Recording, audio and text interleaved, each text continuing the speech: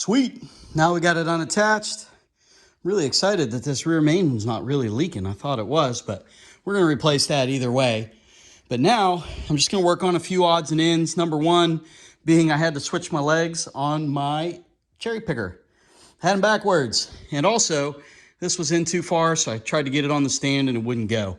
But before I put it on that engine stand, I'm going to work on some of this stuff while it's up in my face. Maybe try to get these pieces off. Worry about that when it's on the stand.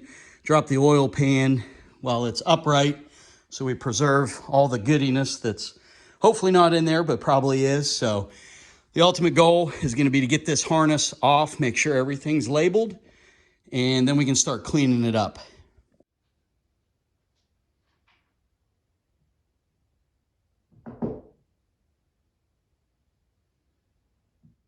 So I got to thinking about this. While this is draining out, I started to unbolt the pan, but I'm going to go ahead and leave that on there because I think I'm going to try to clean this up, and I don't want to expose that while I'm cleaning this down. So what I'm going to do now is go ahead and put it on the stand, and then I can start taking this harness off and we can start cleaning it up.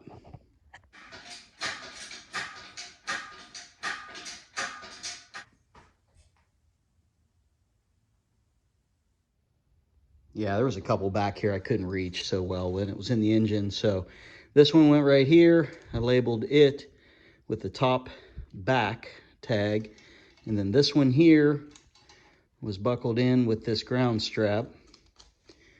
And I labeled it top back.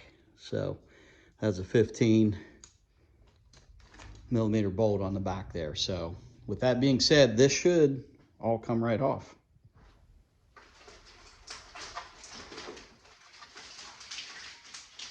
Ah, look at that. Man, that feels good.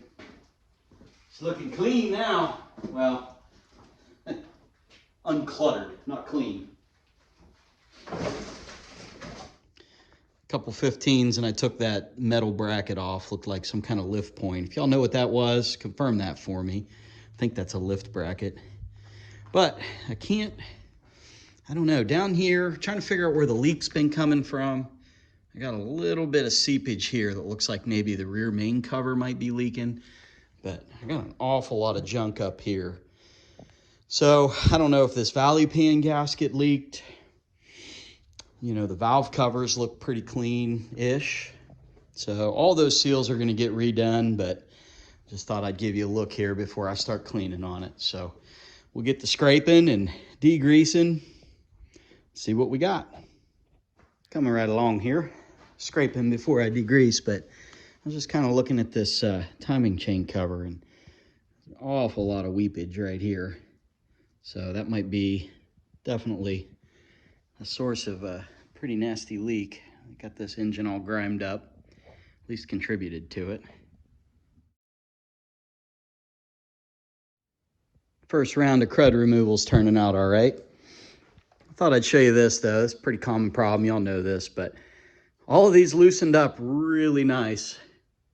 But the only ones that didn't were the ones that were already broke. So I had one on each side, same side or the same. It's the outside ones that were broke. But these turned really loose pretty quickly. Now I have been soaking them down for since I pretty much started working on this motor a couple months. So maybe that helped, but good stuff. Test run, we got this one out just fine. So I'm gonna show you what I did on this one. First thing I did was I scratched it really good with a wire brush, screwdriver and a wire brush to get some of that rust off the top of that head so we can weld to it.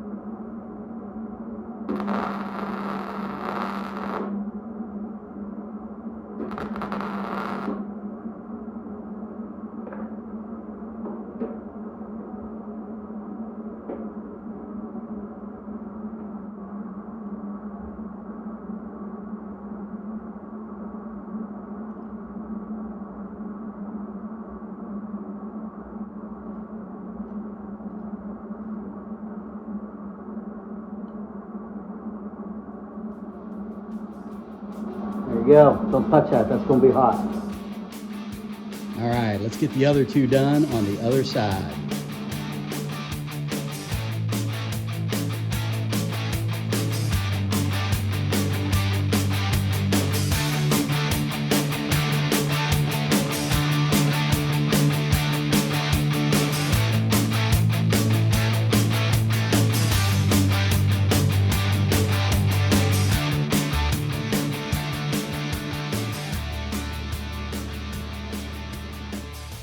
Now I want to try to get this harmonic balancer bolt out. So got my trusty impact wrench here.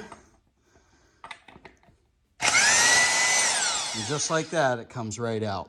Yeah, right. Just kidding. I had to fight with this thing for a little while. Ultimately, I just took my little propane torch here, heated this up really, really good. I mean, it took 10 minutes. I don't know. It was quite a while.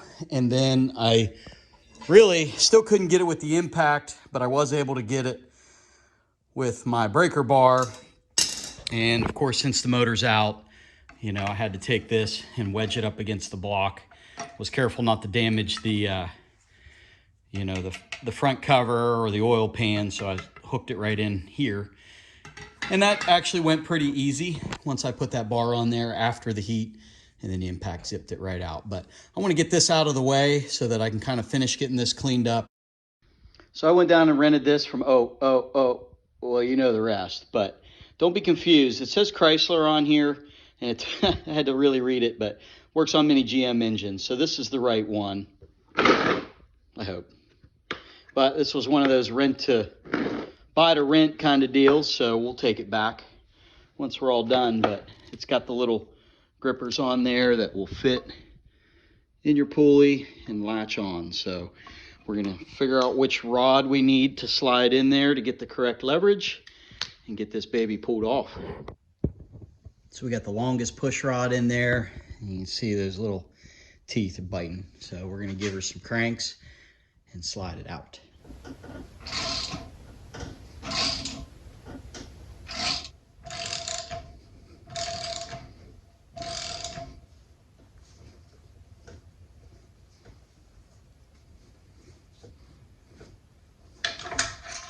There we go.